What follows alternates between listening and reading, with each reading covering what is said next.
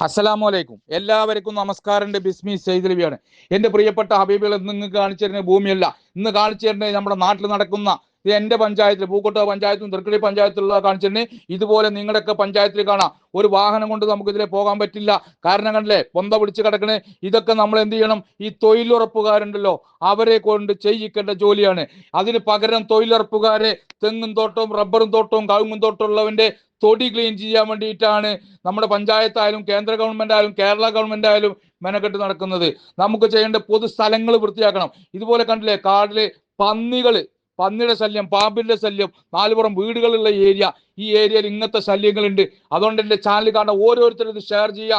ഇതിനു വേണ്ടിയിട്ട് നിങ്ങൾ എല്ലാവരും ഒന്ന് മുന്നിട്ടിറങ്ങണം. എല്ലാ പഞ്ചായത്തിലും ഇതുപോലെ കാണും. എൻ്റെ പ്രിയപ്പെട്ട ഹബീബികളെ, തൊഴിലുറപ്പുകാരെ കൊണ്ട് ചെയ്യിക്കേണ്ടത് പൊതുസ്ഥലങ്ങളാണ് ക്ലീൻ ചെയ്യിക്കേണ്ടത്. അല്ലാതെ കാശുള്ളവന്റെ തെങ്ങും തോട്ടം റബ്ബറും തോട്ടം കവുങ്ങും തോട്ടം അല്ല.